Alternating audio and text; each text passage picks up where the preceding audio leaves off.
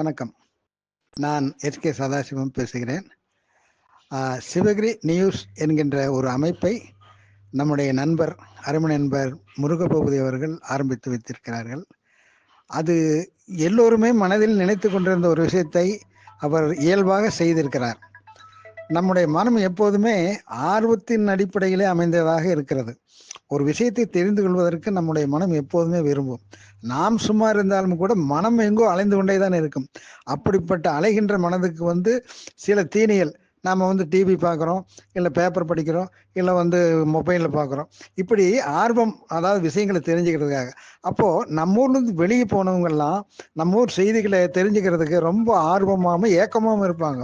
அப்படிப்பட்டவங்களுக்கு நம்ம ஊர் செய்திகளை நாம் பகிர்ந்துக்கிறதுல ரொம்ப நமக்குள்ள இருக்கிற பகிர்வுகள், குறை நிறை அதையெல்லாம் நீங்கள் பார்க்க வேண்டாம்.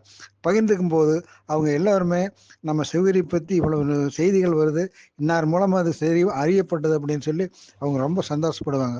அப்படிப்பட்ட இந்த சிவகிரி நியூஸை அமைப்பை ஏற்படுத்திய திரு முருகபதி அவர்களுக்கு நன்றியை தெரிவித்துக் கொள்கிறேன்.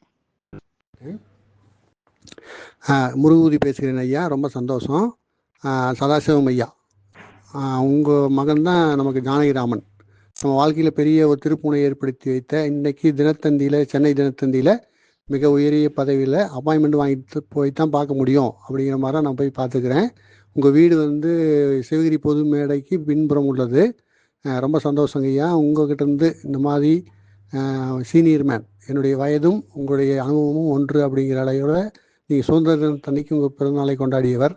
அந்த வகையில் இன்னைக்கு இந்த குழுவோட கைகோர்த்து கொண்டு சாதாரண எளிய மக்களின் சேவைக்காக நீங்கள் உங்கள் குரல் வழியாக பல தொண்டுகளை செய்ய வேண்டும். உங்களுக்கு தெரிந்த ஊரின் வரலாறுகளை ரத்தமும் சதையுமாக நீங்கள் எங்களுக்கு அளித்தால் அடுத்த தலைமுறைகளுக்கு மிகவும் பயனுள்ளதாகவும், நாளை எதிர்காலத்தில் ஆவணங்களை உருவாக்குவதற்கு இது ஒரு முக்கிய கருவியாகவும் இருக்கும்.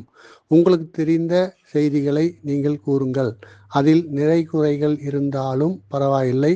இன்னொரு மூலமாக அதை நாம் சரிபடுத்தி இரண்டையுமே நாம் யூடியூப் மூலம் மக்களின் பார்வைக்கு வைக்கலாம். அதை அவர்கள் தேர்ந்தெடுத்து கொள்ளட்டும் என்ற வேண்டுகோளோடு உங்களிடமிருந்து விடைபெறுகிறேன். முருகபூபதி, சிவகிரி நியூஸ்க்காக.